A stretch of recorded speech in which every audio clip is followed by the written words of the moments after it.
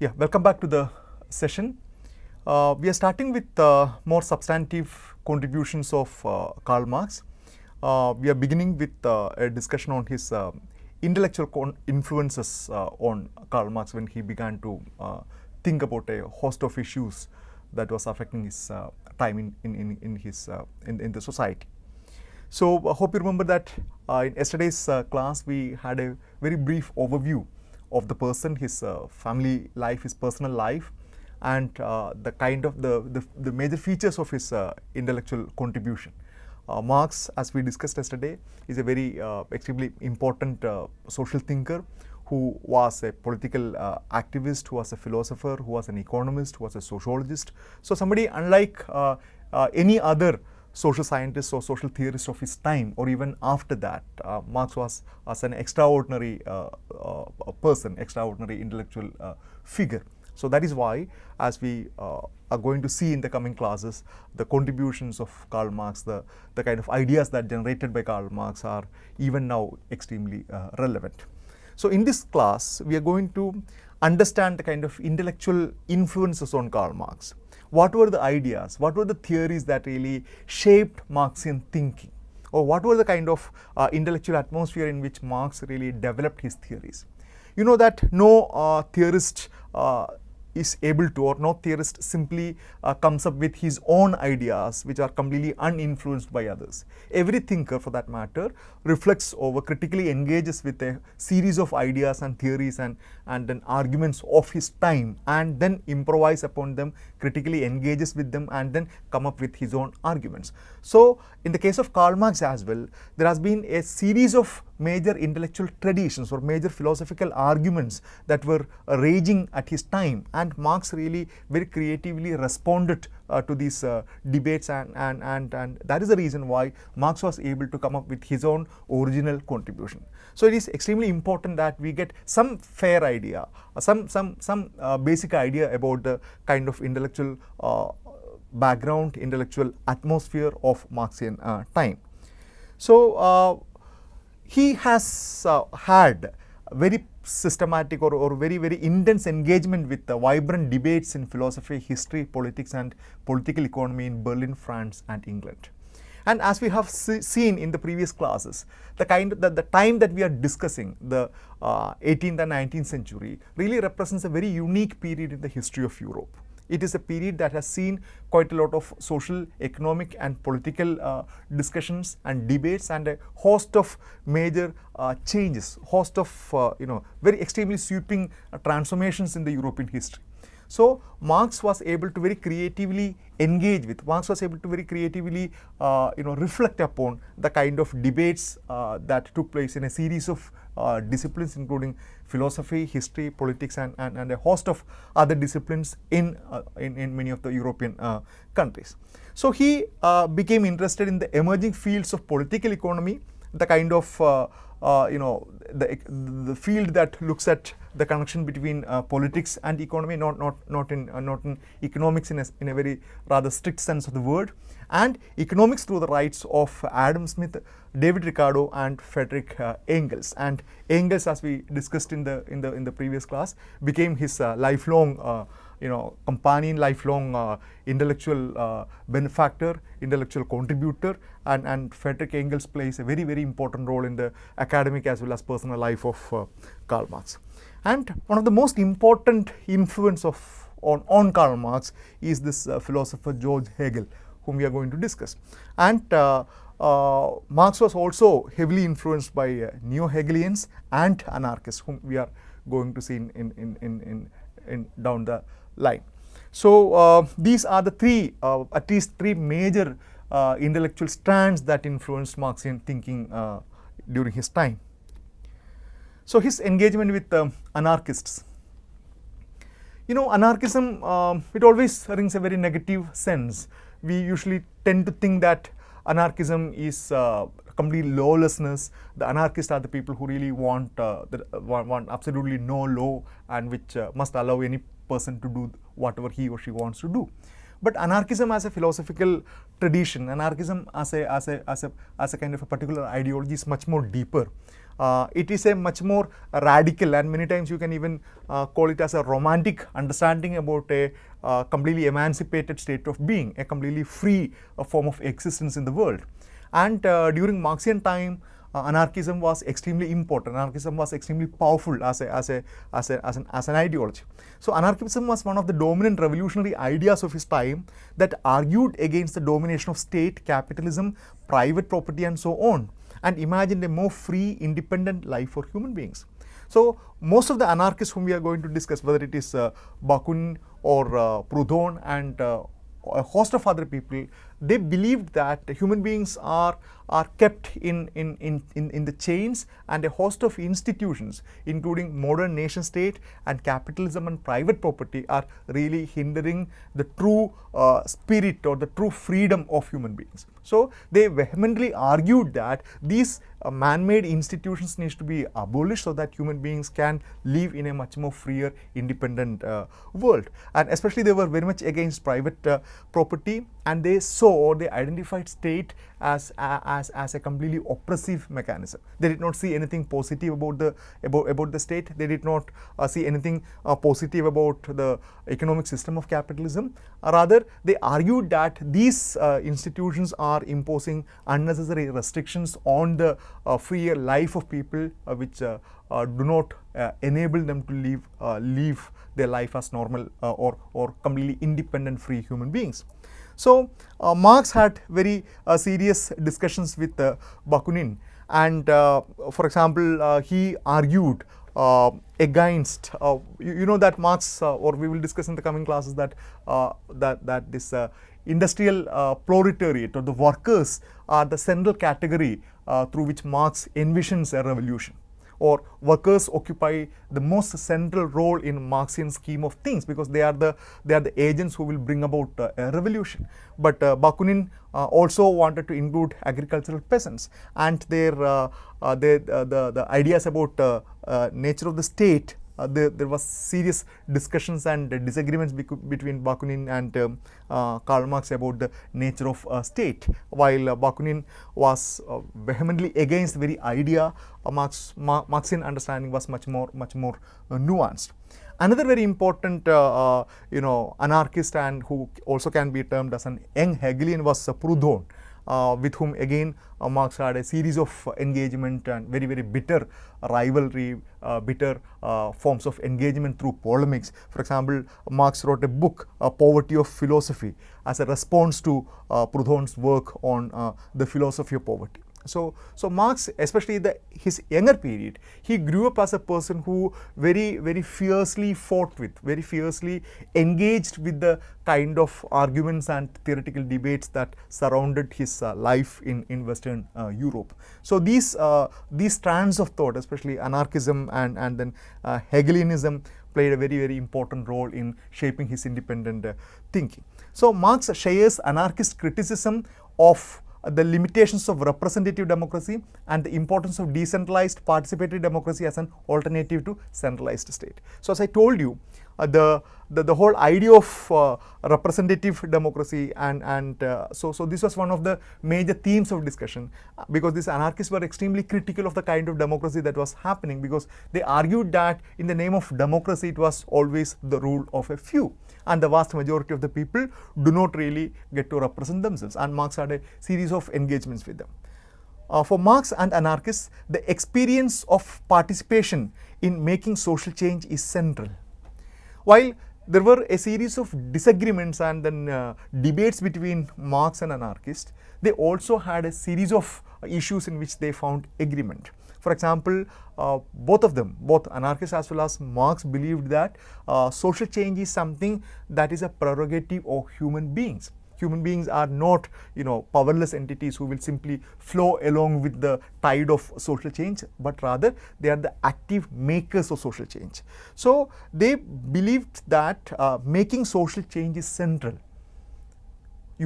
Human beings have the ability to define their destiny. Human beings have the ability to shape their destiny. So there was major agreement between anarchists and Marx in that sense, as human beings as the active agents of social change.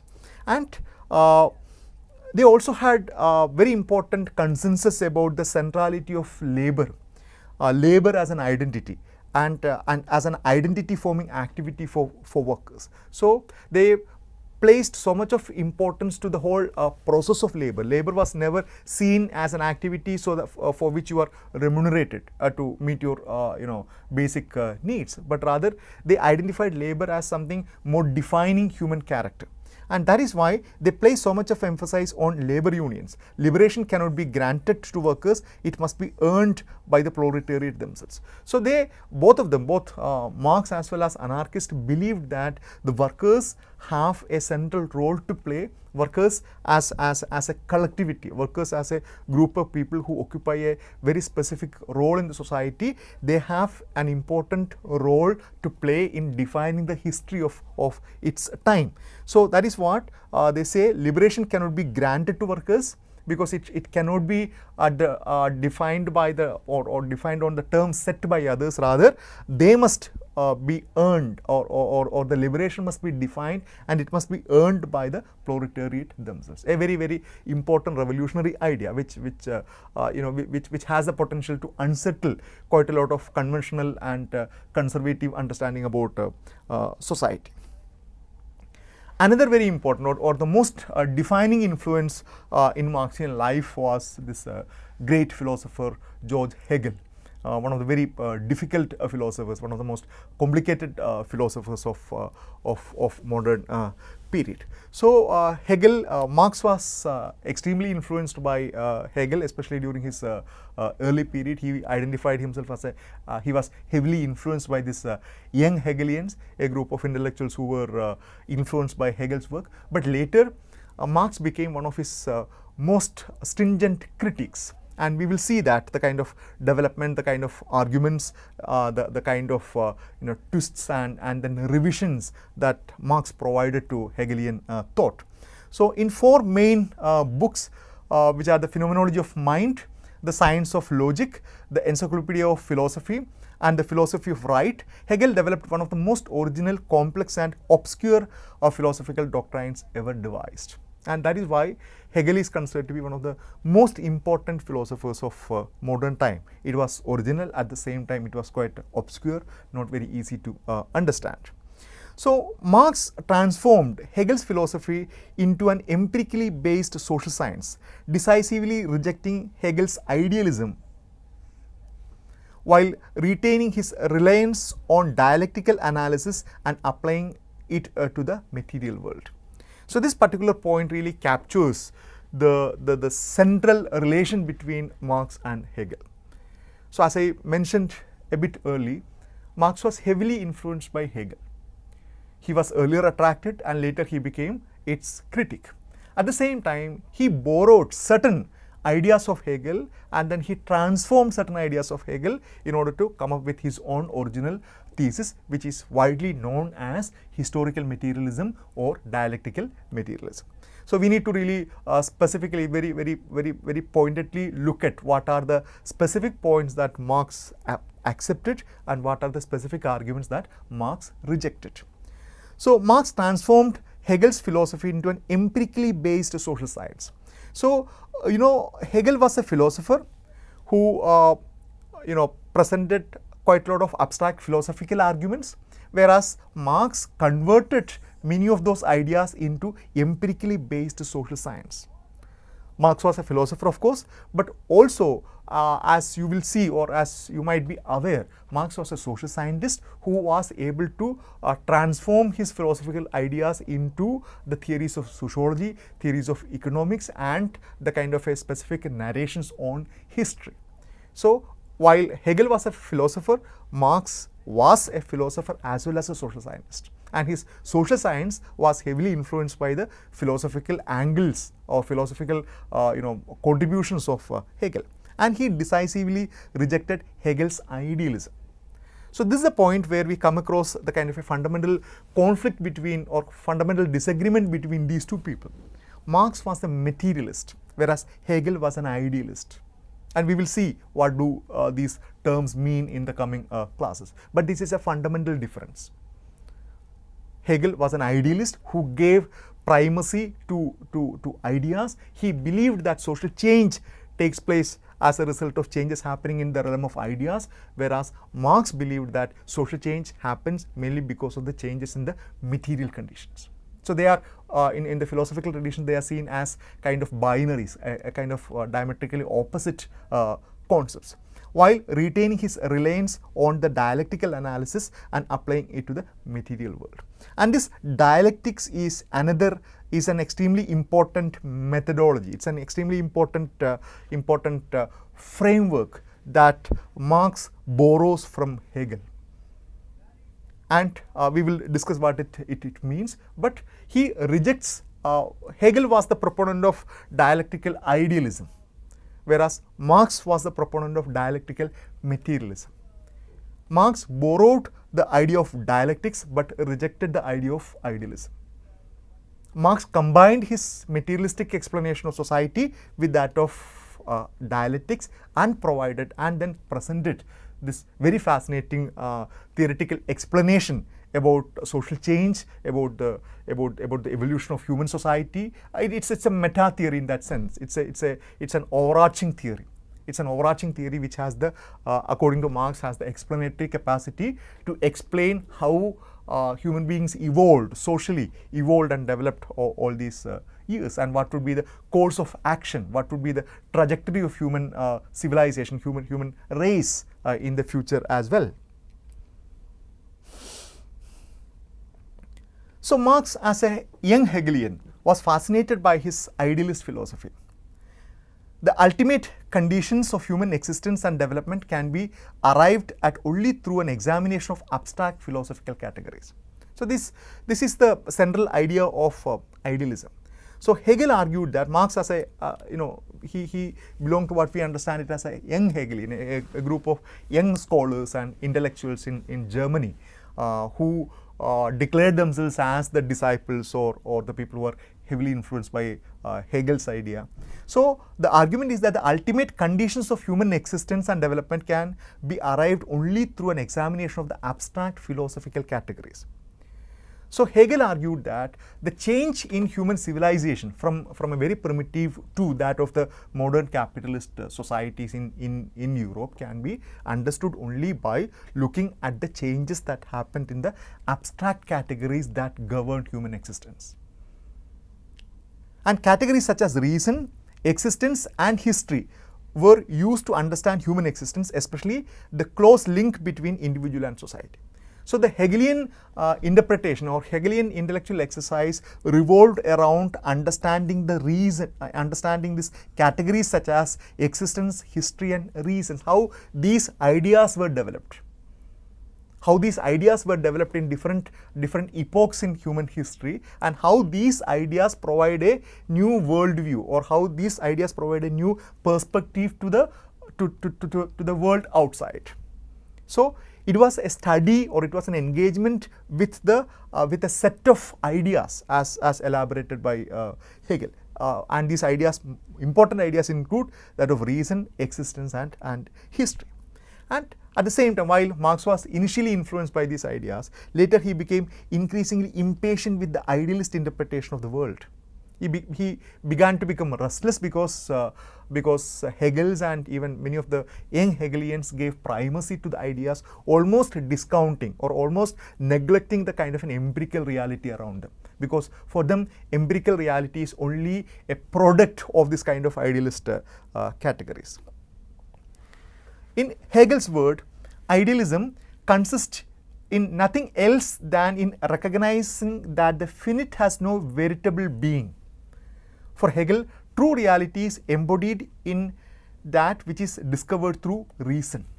So it is almost kind of discounting, it's almost kind of refuting the existence of empirical reality out there, because this empirical reality is only a reflection of certain ideas, that the finite has no veritable being. And he argued that the reality is embodied in that which is discovered through reason. And this reason, you need to keep in mind that this is something quite different from the kind of rationality and reason that we discussed while we were talking about this enlightenment. in the empirical tradition, you talk about rationality, you talk about reason as you identify certain things through your empirical approaches. You collect information, you use your rationality, you use your reason, and to come up with kind of certain arguments. But here Hegel is talking about a different understanding of reason. From this point of view, the objects perceived by the senses are not real. Very interesting and controversial argument that there is no reality of existing objects out there. These reality is perceived through only our senses, because our senses provide you an illusion of reality out there. The objects perceived by the senses are not real. They are merely the phenomenon, appearance and ultimate reality of ideas. Only logical objects or concepts constitute ultimate reality. Only logical objects or concepts constitute ultimate reality. As Hegel wrote, it is only in thought that an object is truly in and for itself. In intuition or ordinary perception, it is only an appearance. It's, as I told you, it's almost like negating the existence of empirical reality, and objects exist only in our ideas, and it is only in intuition or ordinary perception is only an appearance. It is only an appearance. Hegel asserted that if only concepts are real, then the ultimate concept is God. And Hegel's philosophy is essentially an attempt at proving the existence of God through the application of reason. This is again a very interesting point. Hegel was a believer. He was a strong believer. So ultimately, he developed these philosophical arguments about idealism, and then reached the conclusion that the ultimate reality is God. Asserted that if only concepts are real, then the ultimate concept is God, and Hegel's philosophy is essentially an attempt at proving the existence of God through the application of reason. So he argues how human beings develop this particular faculty of reason, and finally in the most developed societies or most advanced societies, they develop this particular faculty of reason to identify or to discover the importance of God. And Hegel argued that there was an inherent dialectical relationship between God, the infinite, and the people, the finite.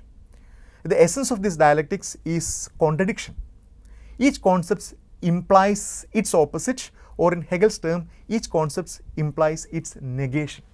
So this is an extremely important methodological as well as philosophical tool that Hegel employs. This whole idea of dialectics, that an argument in itself contains its opposites, and an argument is able to develop further only when these two opposite ideas come together, and that leads, or that gives rise to, or that gives birth to a qualitatively different set of ideas, again which has the kind of a contradictions inherent within that.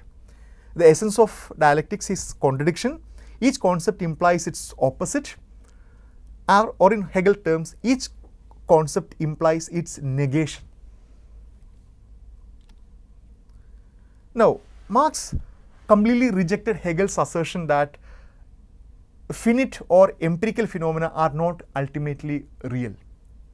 We know that Marx, while started as a Hegelian, became a materialist who argued that the material conditions are the central in understanding human society. All his other criticism follow from this basic point, that is, that finite or empirical phenomena are the real, and that is a kind of a diametrically opposite position to that of Hegel. Marx believed that when empirical phenomena are understood only as thoughts, people's most significant practical problems are ignored.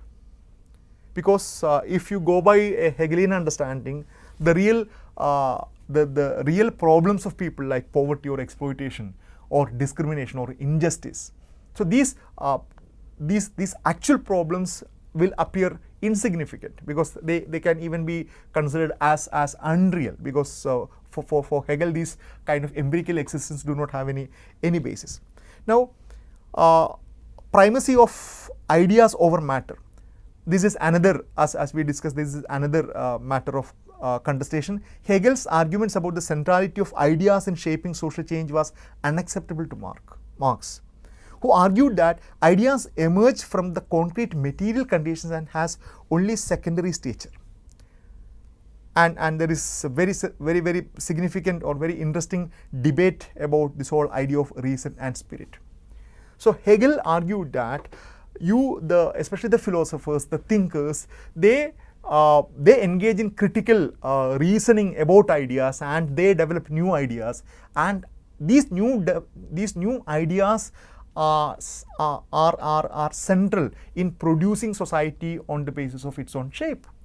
So here, when Hegel gives primacy to ideas as the propelling force, ideas as the most important force behind social change, Marx took a completely diametrically opposite argument. He argued that the ideas are the products of social conditions. Ideas are the products of the material conditions. So here you will see a kind of a complete contradiction or complete polar opposite positions adopted by both Marx as well as Hegel. This primacy over matter or mind, or primacy over matter or ideas.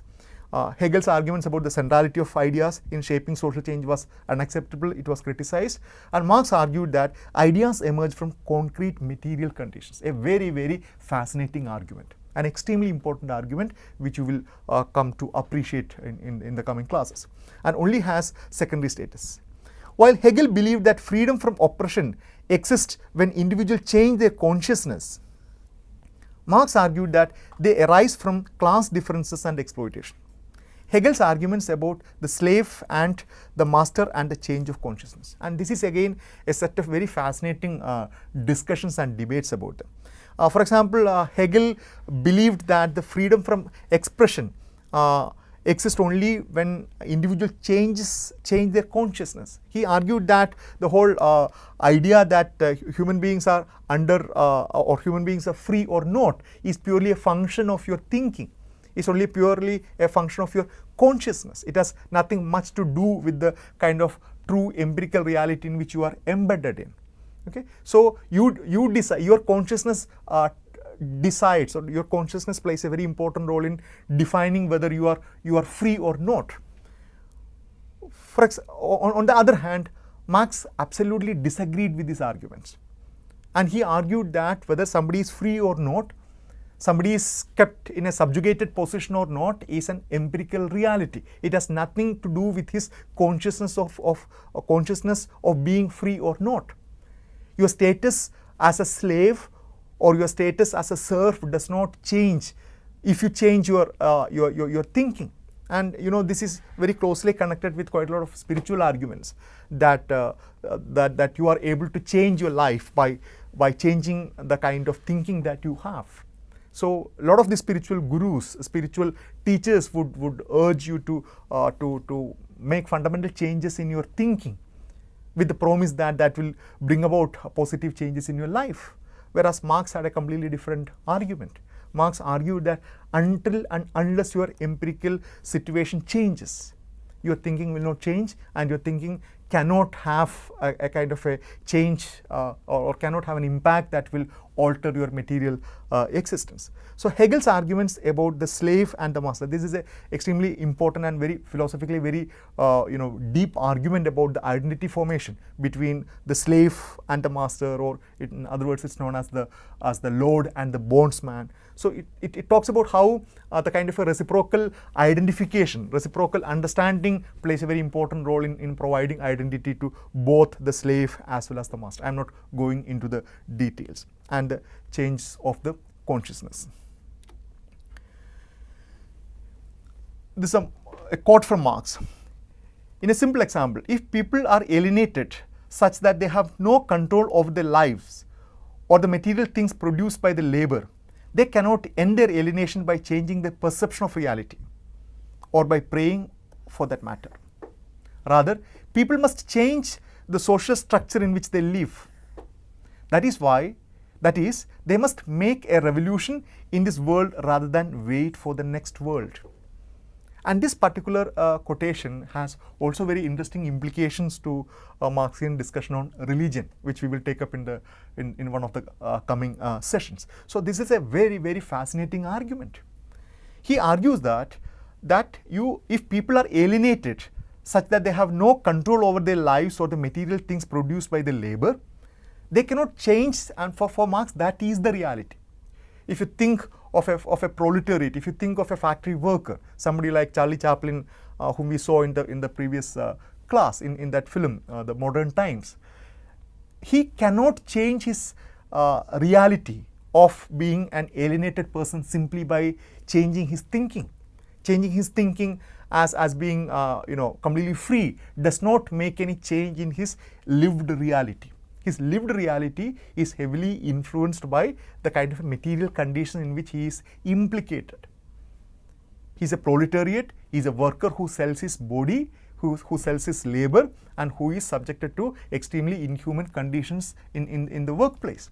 So that pathetic situation, that deplorable situation will not change just because of he changing his perception, or even changing his perception of reality, or by praying for that matter. Rather, people must change the social structure within which they live. That is, they must make a revolution in this world rather than wait for the next world. A very powerful argument. It's an extremely powerful argument, because there is no heaven, there is no hell waiting for you. The hell as well as heaven is in this world, and you need to bring in change. You need to change this particular world rather than wait for the next world. Second, according to Marx, Hegel's emphasis on the ultimate reality of thought led him to misperceive some of the essential characteristics of human beings. For example, Marx contends that although Hegel correctly grasps labor at the essence of man, the only labor which he knows and recognizes is abstract mental labor. Yet people have physical needs, Marx noted, such as those for food, clothing and shelter, which can be satisfied only by productive activity in the finite world. Hence, for Marx, the most significant labor is productive activity rather than mental activity. This is yet another very central and extremely important and central theme. While Hegel understood that labor is important, the primary focus of Hegel was on mental activity, on how human beings think, how human beings work on the realms of ideas, how human beings collectively come up with certain new ideas and philosophically new insights, and how that shapes the world. Whereas for Marx, that was only secondary, because human beings, like any other animals, have got their own physical needs, and these physical needs need to be met. And the productive activity, the centrality of Marxian thought revolves around the ability of human beings to engage in productive activity. We will have a detailed discussion about this topic in the coming classes. So Marx foregrounds that human beings as a species, how they are differently positioned in comparison with other animals to engage in productive activities, and that not only provides them with the physical needs of food, shelter and other things, but also provide them with a unique sense of being human. Your sense of being human being, or your sense of being uniquely different from other animals, is derived from your ability to engage in productive activity.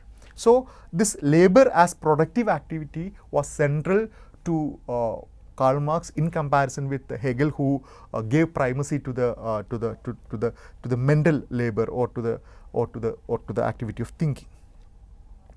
Marx disagreed with Hegel on his idea of the state, another point of discussion or debate. For Hegel, the state was developed out of the forces of spirit in history and the actualization of the ethical.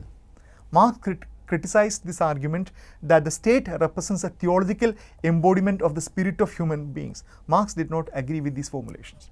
For Hegel, the state as a collective entity that is able to rule over the rest of the people is a manifestation of their ethical predispositions, that human beings have reached that highest pedestal, or they have traveled so much from the previous state of affairs, so that they are in a position to lead a kind of a collective life by creating this entity called as a state. And that is, many times he presents it as a kind of a theological embodiment.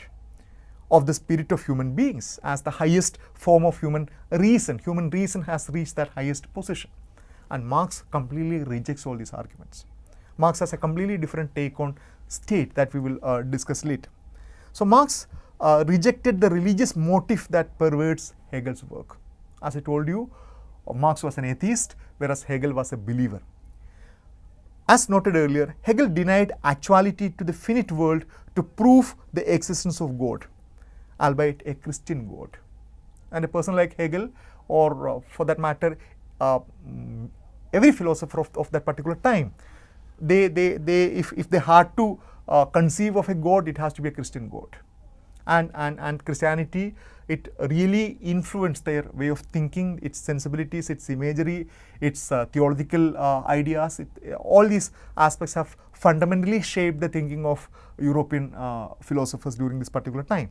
Nevertheless, Marx believed that through such arguments, people are prevented from recognizing that they are exploited and they have an interest in changing the status quo in this world. For Marx, the next world is a religious fantasy, not worth worrying about. So as we mentioned briefly, and as we are going to discuss more elaborately in one of the coming classes, that Marx did not believe in a world hereafter. He did not believe in a life hereafter. He did not believe in God. He did not believe in any force or spirit that completely decides or defines or determines the state of affairs. He believed that the only real is the world in which we live. And he very passionately believed that human beings have the ability to change it. Human beings have the ability to shape it. Unlike that of Hegel, who believed that there is a supernatural power. There is a Christian God who has decided everything for human beings. So, on the other hand, Marx accepts Hegel's dialectical method, as we discussed. So, while Marx was critical of this idealist slant or idealistic orientation of Hegelian argument, he completely accepted the dialectical method. Despite his complete rejection of idealism, Marx was a significant tool in Hegel's use of the dialectics. In Hegel's hands, however, the entire analysis is couched in terms of a mystical theology. Thus, as Marx noted in Capital, his important work, Hegel's dialectics is standing on its head. It must be turned right side up again. If you would discover the rational, discover the rational kernel within the mystical shell.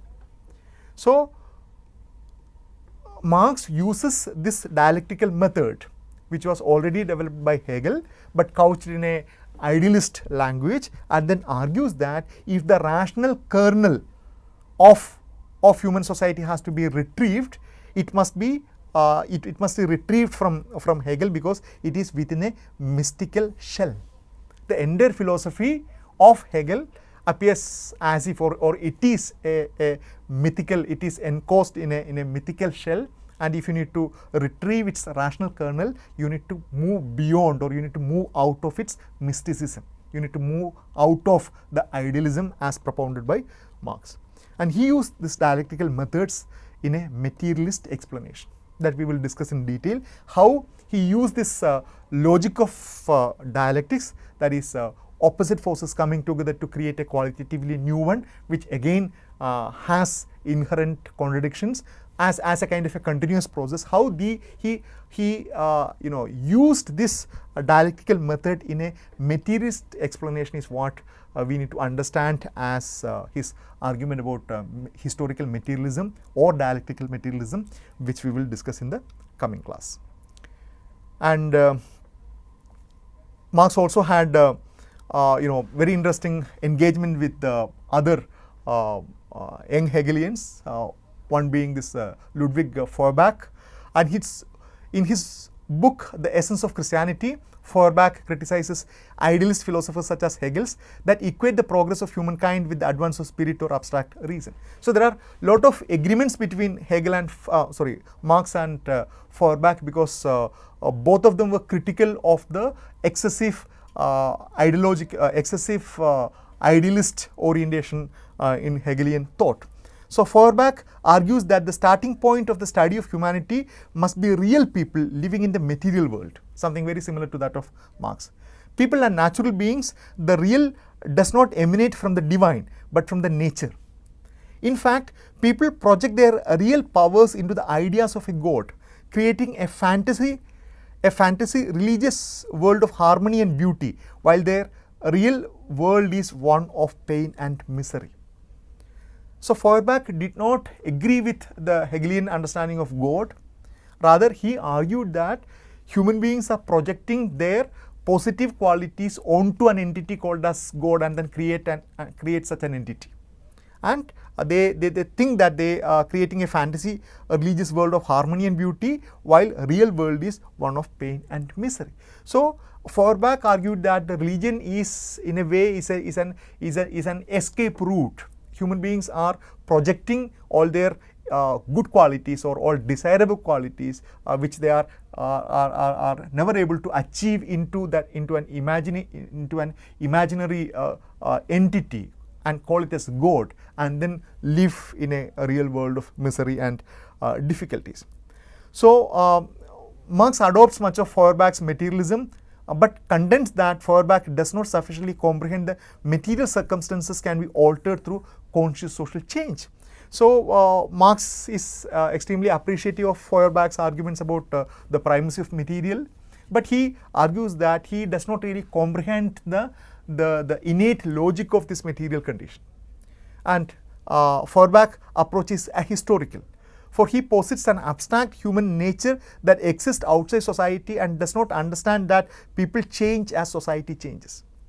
For Marx, Feuerbach presents as the human society or as human beings as having a given set of mental preoccupations or given set of mental orientations. He does not identify, or he is not sensitive to the kind of a historical transformations. He is not able to really understand how different epochs in history is able to create different ideas of human beings, a different ideological contribution, different set of ideas. So people can actively change the world, and it is this interaction between humankind and the material world developing through the history that forms the basis of Marxism. So Marx argued that human beings have the ability to change the world. Every historical epochs, every historical time period have created its own specific social structure, and human beings have actively engaged with that. They were the one who changed it to the next level, and that agency of human beings is missing in the arguments of Feuerbach according to Marx. And their debate on religion, which we will take it up later. I just brought it to mention that one of the contentious areas between these two scholars is the field of religion. So we will continue with his ideas on historical materialism in the coming class. Thank you.